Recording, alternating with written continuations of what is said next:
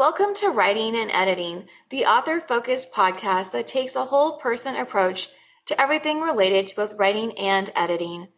Writing allows us to speculate, imagine, and dream about the various possibilities. But how do we convey that in a story that is rooted in very true to real life events? Angela Brown is here to share how she did just that by blending real life events like empty nest syndrome with magical realism in her new book, Some Other Time. Well, I'm so excited to have you here. Thank you so much for having me. I'm really excited to be here and to just talk writing and talk about the book. Thanks for having me.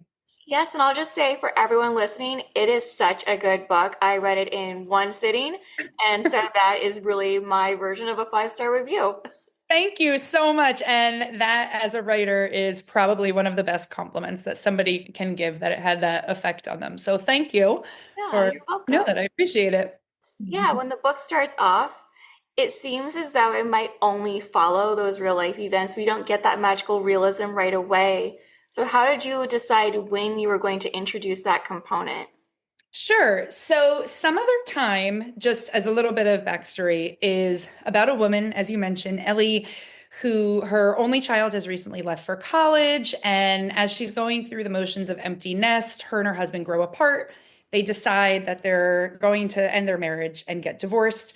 They fly to Florida from their home in New Jersey to tell Ellie's elderly retired parents, Bunny and Frank, about the news.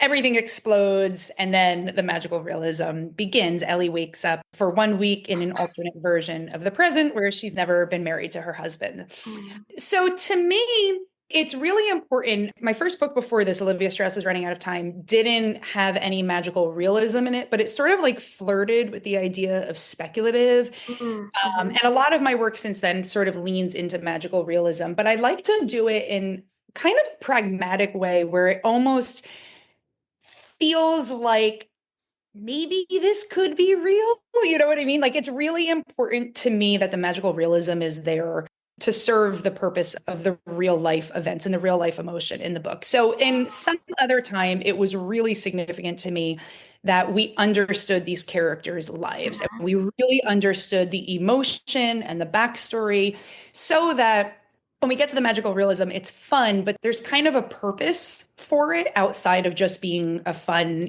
structural thing to play around with. So, yeah, the whole first act of the book is really just us getting to know them, see their current circumstances. It's a really emotional, character driven book, even though Yes. it is magical. And so I just didn't really feel like I was doing it justice until I really showed each of these characters and this family. It's really a family drama too, Mm-hmm. fully on the page. So we understood them once they get into this alternate timeline. So we see the changes and whatnot that they're experiencing there. Yeah. Could you share a little bit more about it being a family drama? And one thing that I thought, even when I was reading it, is that Ellie is balancing all these other people's emotions throughout the entire book. So, even Yeah. for instance, when their daughter, and this is early on, I'm not spoiling anything, decides she's vegetarian, and then how she presents that information to her parents when they go out to dinner, while she's also going through everything else about announcing the divorce and these feelings of my daughter leaving and wanting to move away and everything, of course, that comes along with that final moment of your marriage. And Yeah. she's worried about these little things as well and still worrying about other people's feelings. So I'd love to have you explain why you added that in and even how it helps support the story as a whole. Yeah, so I mean, to me, I love Ellie. I just adore her as a character. She is, to me, an everyday, typical mother Yes. with the volume turned up by like 50%. Like she's everything she feels really big.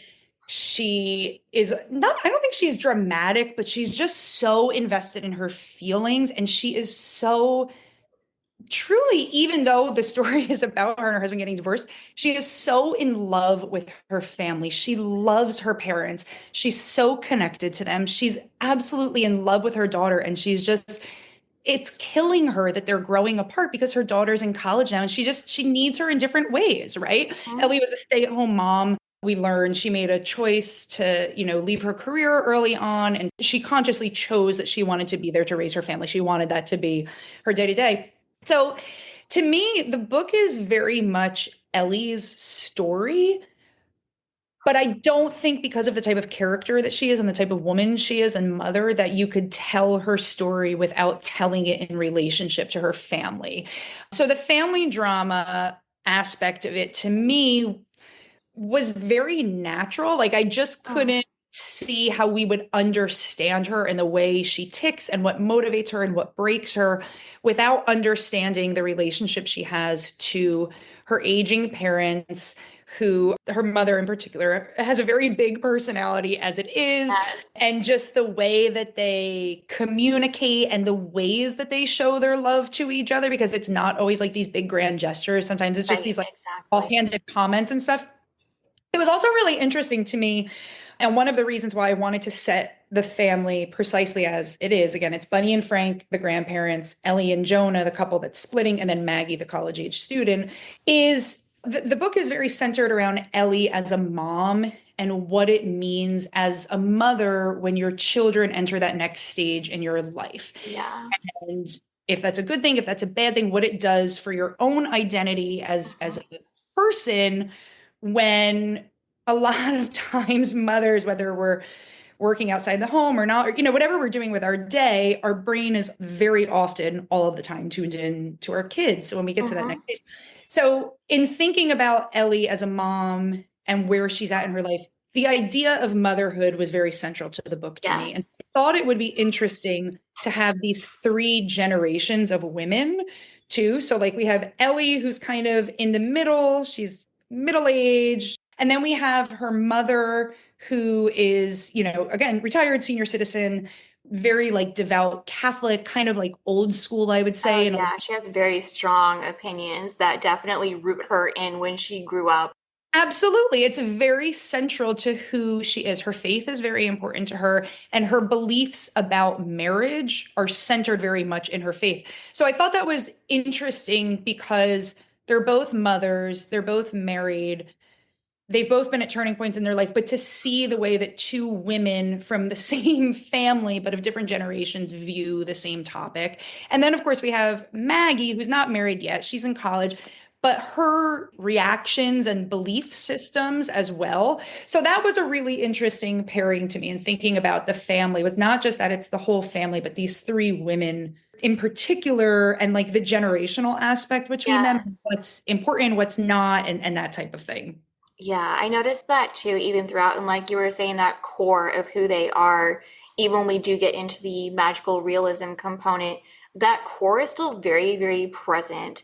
It Mhm. doesn't feel like this is Bunny if she grew up in, say, I don't know, 1940s Paris or something and Yeah. went to fashion school or something. This is That's still not very that much, novel. yes. There might be different events occurring in her life. She might have different decisions that she's thinking of making, but she's still very much Bunny, just like Ellie is still very much Ellie. Yeah, and I think that was important to me too. I've always loved like time slip novels and movies, like give me Midnight in Paris all day, every day. I'll watch that 1,000 times. I love those kinds of stories. But I really knew from the start that just like if you made a few different choices in your life, but you were the same person, what would your world and your greater world end up looking like? That to me, that's the kind of magical realism I like, right? Like that idea that it feels kind of real in a way that like they're not completely different people, they're not waking up in a fantasy land type thing, it's the real world, but the idea that's centering it, it's just based on a couple of choices, feels very real to me. What if we had Yeah. changed a few things, would this be the way that we woke up today? Well, speaking of that, how did that then guide your characters' reactions to when they realized this is not what I went to sleep living in? This is not the reality that I remember having last night. Well, it's funny when I was writing it, I tend to write in like a very typical three-act structure when I write fiction. I knew I wanted act one, like we talked about, to be very like, this is real life. This is what's happening in their real circumstances. And I knew when I got to the second act, that like murky second act, what is going to happen? How are we turning pages? What events are happening? I kind of set out that I was like, I want this to feel fun. Like I want it to be tender, and I want there to be, tearful moments, but I want it to feel fun. I never wanted the characters to wake up and be terrified that they were somewhere. Like I wanted it to have a little bit of a playful aspect because that's, I think, how I would almost react, right? If it wasn't like I didn't wake up, in a magical world of like dragons and fairies and stuff, but like this is my real life, but nobody who I love knows me. Mm, There, it's strange and alarming, but there's also a little bit of comedy in that, I think. yes. So when I approached the second act and when I approached the actual magical parts of the book, that was really important to me. I was like, I want it to be driven by emotion in a lot of ways, but I don't want it to feel heavy. Like I want it to maintain a playfulness, I think, as we go. So that was sort of like my vibe, I guess you could say, as I was writing. I had to keep reminding myself, like keep it kind of playful even in the moments where it's Yes. serious, And right? how could it not be playful with a character named Bunny who wears loud, obnoxiously colored prints? Bunny was such, honest to goodness, like all of these characters were really fun for me to create. They're very much fiction. Like many of my characters, but particularly in this book, there's a lot of sprinkling personality wise of Mm, people in my own life who, again, just taking certain traits and just ramping them up a bit. But Bunny in particular was really fun. There are different pieces of her that are, I sort of pulled from a lot of different maternal figures in my life. And again, I just find her a real joy. She's so, as we said, stuck in her values. She's full of love and very loving, but she doesn't necessarily show it in a mushy, like huggy no, she doesn't. kind of way. She's very sarcastic. She's very blunt. If I had to define her in a gesture, she would be like a woman defined by a good, strong eye roll, probably, right? But she's very real to me in that again, she's not all lovey-dovey all the time. She shoots it really straight. Mhm. And that to me is more real life in a lot of ways. I really loved creating her as a character and seeing what she would be like in two different versions of the present, like the ways she would or would not change, like what parts of her were really so authentic that they wouldn't leave her even in a time slip. Yeah, and I think having these really well-developed secondary and tertiary characters is what lends itself so well to having that pragmatic versus whimsical or frightening magical realism because, again, they are who they are. People already know what they're like. They're drawn to them. They have an emotional connection to them. So you can believe Ellie's emotional connection to them. And a lot of her focus shifts to these other characters when she wakes up in that alternate reality. And I think that helps too, keeping it centered on what the plot is really about rather than how did this happen and why is she not freaking out and should she not just be in a dead panic? Because again, we already know that these relationships are there and how strongly rooted they are. So we can understand why she'd be able to push aside whatever's going on with her for the moment because I need to now go help these people or I need to deal with whatever's going on with them. She still cares about them, even if it's not the exact version of who those people were that she last was left with. Yeah, it was fun. And yeah, again, a little bit of what you were saying there too, like the core of the book. Okay. When I came up with the idea to write the book, I had an idea for a really long time that I wanted to write something in a butterfly effect structure. Yeah. I'd always wanted to do that, but I didn't know how. So that was kind of like sitting over here for a long time in this part of my brain. And then over here, at the time that I was getting ready to write it, I had just had my second child. And I was thinking a lot about like motherhood and my older child, my daughter, was kind of like growing out of the baby phase and she was getting a little bit older. So I was just thinking a lot about like that tug of, when your kids, and again, my daughter will be 9 tomorrow. My son is 2.5. So they're young, they're not the same age as the characters in the book. But just thinking about that idea of like the ways that your heart gets pulled when your kids grow up, right? Mhm. I wanted to do something magical realism, something butterfly effect, like it's a wonderful life type thing. But what I wanted to do when I thought about the novel was I want to write a book about motherhood and about your kids getting older, but I don't want to do it in a super sappy way. And I don't know how to get it on the page. So it took me a while to figure it out. But once I realized I could marry the two, I was like, aha, that's how I could do it because there are, and hopefully you felt it too. I think a lot of really sentimental moments in the text and a lot of passages that really reflect on motherhood. But I think the magical parts keep it from again getting a little too Like, somber or anything like that. no, I I hope. agree. I mean, even the regrets you have, and these are things that I've even had with my own kids, where I thought I'm going to go take them to see the Nutcracker every single December. I didn't, and now one is going Yep. to college, and Yep. yeah, and so Ellie has some of those same kind of regrets where I wanted us to be this kind of family, or I wanted us to have done Yep. this, or I think it's one of the earlier scenes where she sees a little girl dressed in a princess dress on the way to Yep. Orlando, and the memories that that brings up too, and that just felt very real. So, since your own children aren't yet in that age bracket, did you talk to other parents about what that was like, or maybe do interviews, or was that just all from your own head? It was honestly all for my own head. I am a very isolated writer. I really don't ever do any kind of research. I don't have any beta readers. Like nobody reads my work usually.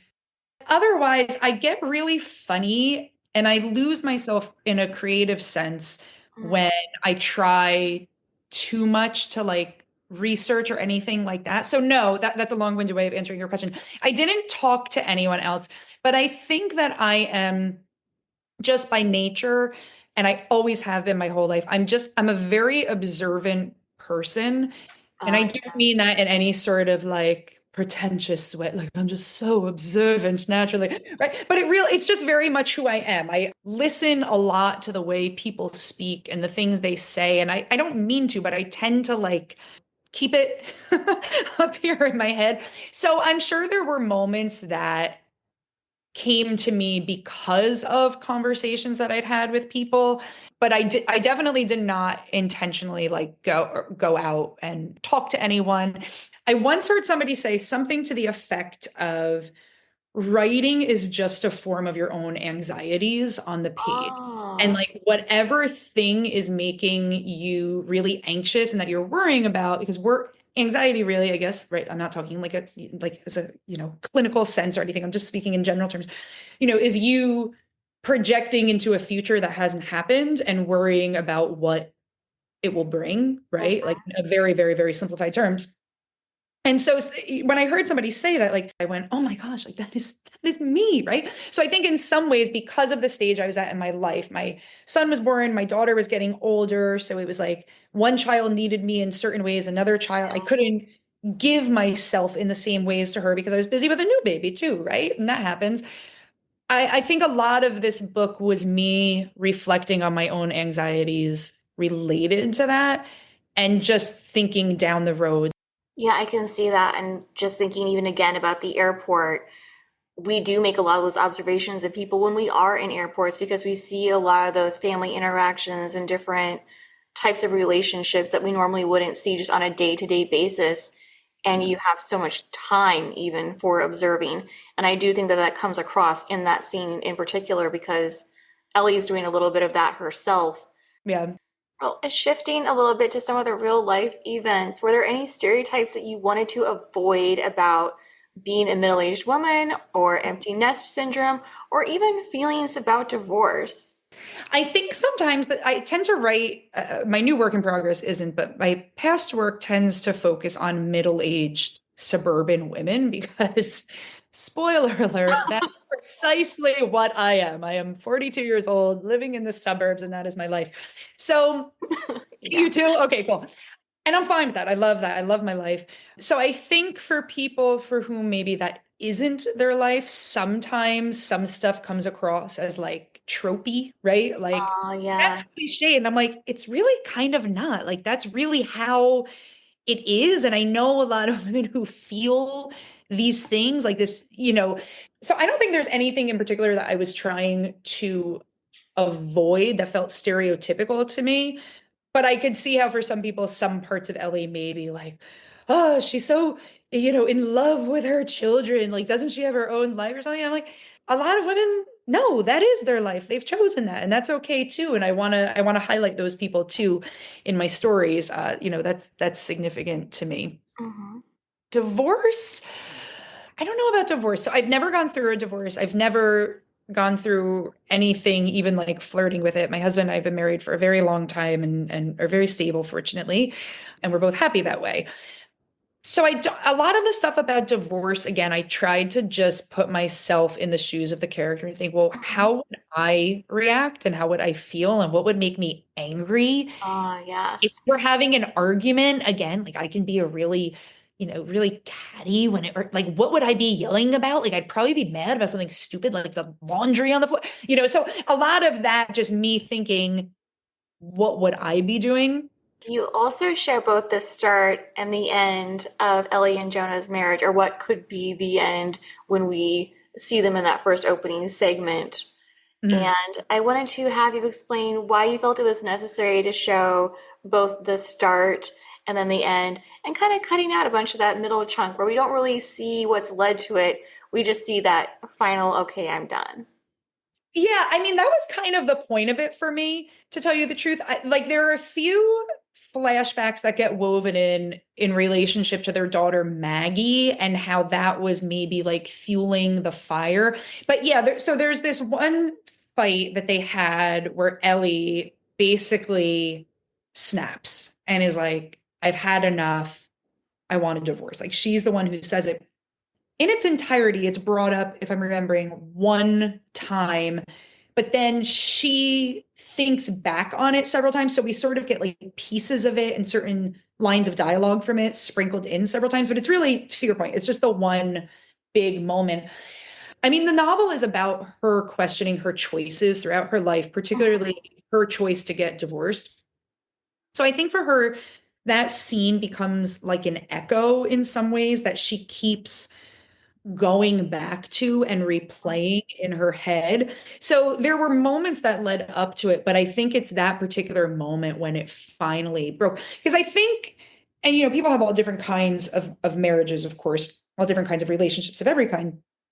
But I think there are people fight, right? Like people, Right. you live with a person and they get toothpaste all over the sink every day and you just fight about it. Like, this is what, but to get to a point where it goes beyond just fighting and screaming about the dishwasher to saying you want your marriage to end, I have to imagine is a pretty big jump. So I think that particular moment, just having it serve again like a ripple or like an echo that she keeps going back Mhm. on, it gets to where a lot of her uncertainties are, because up until that moment, they were just fighting. But then she's the one who kind of nudged them forward into divorce territory. So I think she carries a lot of guilt about it, maybe regret as the novel goes on too. But I think a lot of people, right? Like, relationship or not, whatever life event you might be thinking about, like, there are moments that you go back to all the time that you think, like, if that one day had played out differently, this all would have been different. And I think to Ellie, that's the moment, Mhm. right? It was just there. So yeah. Yeah, I think that's also a closer approximation to what we do in real life. So there might be that one day or that one incident or whatever it is that we might regret, or going back to the theme of the book, wish we'd made a different choice. But we do Mhm. tend to think of whatever that tidbit is at the time that is most striking to us. And so Yeah, then as we go through and we think about that regret again, something else might come up. Or, exactly. yeah, and it's only in that assembly of pieces that we get the whole story. But again, throughout our life, or even a given day or a week, yeah, we're not going to sit down and have this half-hour flashback. Yeah. Well, before we end, I'd love for you to share what you most hope readers take away after they've read Some Other Time. I hope Some Other Time is a story that makes readers think about their choices in life. I am a very, very big believer, not just in the story, but in my day to day, that the choices we make genuinely matter. The big ones, the small ones, we have an impact on the people around us and the world around us. And I hope that comes through. And more than that, Ellie to me is a woman who is the type of woman who in real life I think can be overlooked. As I said, she is just, and you can't see me, I'm doing air quotes because that is a silly word, but she is the type of woman who in real life would be considered as just a mom. She's just a stay-at-home mom. And that's not what she is. And it's really important to me that readers take away from this that whatever choices you've made and whatever things you've decided to dedicate your life to genuinely matter.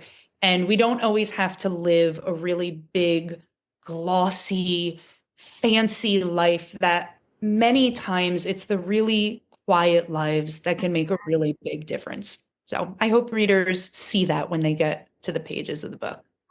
Well, thank you again so much, and thank you for this wonderful conversation. Absolutely. Anytime. I'm so glad you had me. Thanks for the And opportunity.